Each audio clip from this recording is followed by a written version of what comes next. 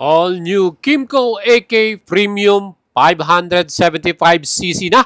Aba mga idols, mas updated, new level, new bigger engine. Aba mga idol, mas ultimate ang performance ito at precision. Siyempre pa pagdating sa comfort level, power at convenient. Aba mga idol, mas inimprove pa ng Kimco ang bagong model na to.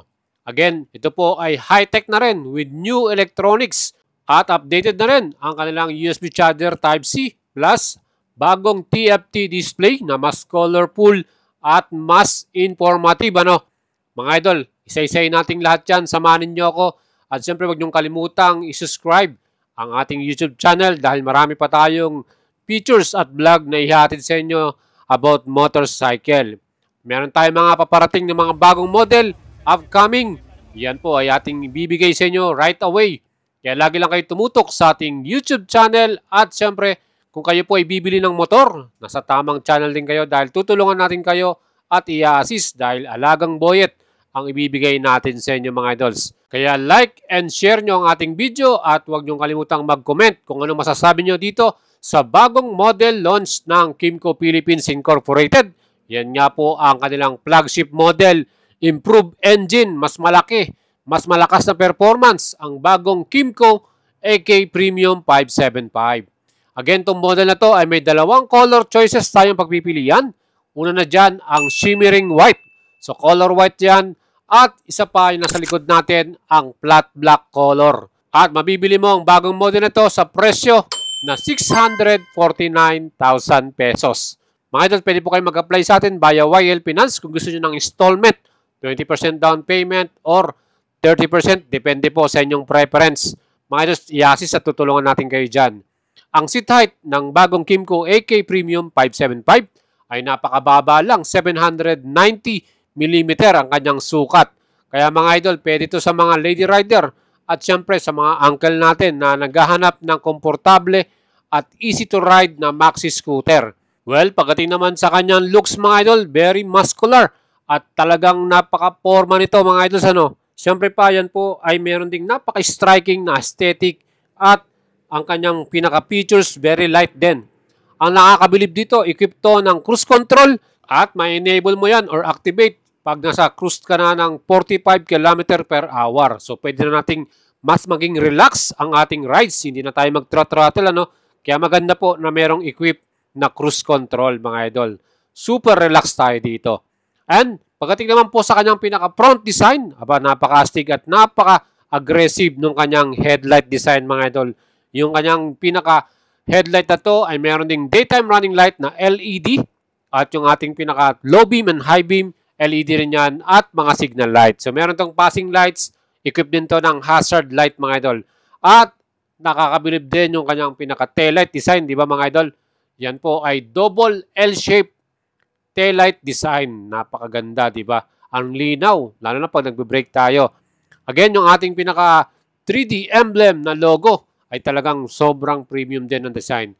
At ang pinakapuso naman ito, ang kanyang engine type, 574.2cc displacement, inline twin, at yan po ay double overhead camshaft with max power, 50.6 HP at 8,000 RPM, at max torque, 55.35 Nm at 5,750 RPM. So may additional 8% sa kanyang torque or arangkada mga idol, kaya mas okay para sa ating mga rides ang bagong model na to. Siyempre pa, ang kanyang pinaka-chassis, yan po ay aluminum alloy. Pro suspension, naka-inverted forks, kaya maganda ang ating handling dito. At sa likod naman, yan po ay naka-horizontal leak, unit swing via swing arm. And adjustable yan mga idol. Depende sa ating preference, pwede natin i-adjust. Para sa ating stopping power, dual disc sa front, pedal style, at ang nakakabilib dito, naka-Brembo braking system to. With anti-lock braking system na Bosch ang kanilang brand na ginamit. Same sa ating rear brake, naka-disc brake din to with ABS and equipped din ito ng TCS or traction control, added safety features natin. Kaya mga idol, mas refined at exceptional ang ating stopping power dito sa bagong AK Premium 575. Ang front tire nito ay may sukat 120/70 by 15 at sa likod naman ang sukat din nito 160/60 by 15 inch. So pareho silang 15 inch, tubeless ang mga gulong na to. Para naman sa ating sukat ng wheelbase, 1,580. And syempre talagang may katabaan at malaki tong ating bagong maxi scooter na to. Weight naman ito, 239 kilograms. Kasama na yan ang oil at gas natin. And for me, mas maganda yan kung mabigat dahil lalo na kung nasa expressway tayo or tumatakbo tayo na mabilis, mas magiging stable yung ating rides sa model na to. Well, para naman sa ating pinaka-handlebar, kita naman po ninyo, napaka-premium ng kanyang style. Piano style yung pinaka-switches, pag binuksan natin yung ating fuel cap, pag ilalak natin yung itong motor na to, at yung kanyang auto trip control button. Nag-add pa ng pagka-elegant yung kanyang glossy paint finish, mga idol, Nakakabilib din yung kanyang upuan. Aba, nakikita naman po ninyo, talagang super premium yung kanyang red stitches at siyempre double black yung color na to. The best pa dyan, yung pinaka-backrest ay adjustable para sa ating lumbar support. So medyo mas magiging maganda at hindi masakit sa ating balakang. Pagdating naman sa ating pinaka-luggage compartment, malaki din ang ating pinaka-lagayan dito. Added cargo natin or space. So meron niyang full face helmet na pwede nating ipasok dyan or ikasya. So yan po, mas maganda, mas marami tayong madadalang gamit. May LED lights pa sa loob, lalo na kung gabi natin to ino-open. Para naman sa ating fuel cap, yan po ay may fuel capacity na 15 liters. Marami tayong may kakargang gasolina dito. Siyempre yan po ay unleaded at ang kakarga natin dito yung premium, yung color red. At para naman sa ating pinaka-compartment, meron din tayo ditong USB charger Type-C na. So meron siyang cover, pwede nating iwanan yung cellphone natin. Napaka-luwag niyan at magandang bagay na meron tayong glove compartment na ganyan. Para naman sa ating pinaka-handlebar, ang mga switches and button nito talagang very informative. Kitang-kita mo na kagad ano yung pipindutin dito. Yung mga signals niya at siyempre yung mga busina at yung hazard light. Meron din tong heated grip kung saan meron siyang 3-stage. Perfect yan lalo kung umuulan. Hindi na tayo magkakaroon ng problema. It will keep the rider warm, mga idol. Siyempre, pagka umulan, malamig yan. Talagang mangangaligkig ka dyan. At siyempre, dahil may heated grips, malaking bagay yan. Adjustable din yung ating windscreen. Electronic pa, At keyless din ang bagong model na to with remote.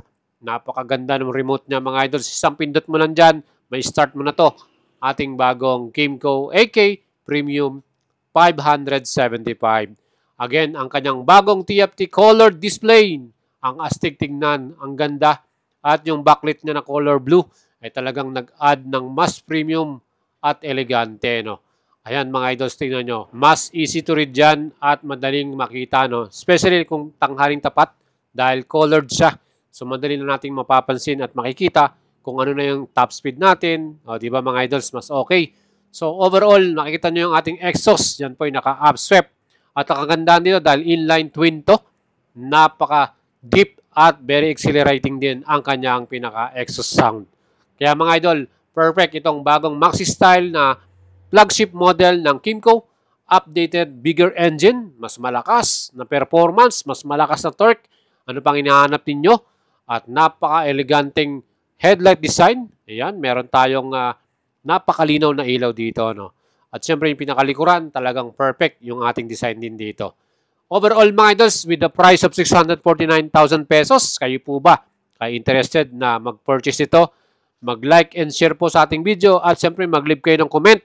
At huwag niyong kalimutang i-subscribe ang ating YouTube channel, pakihit ang notification bell para laging updated in our next vlog. Thank you for watching.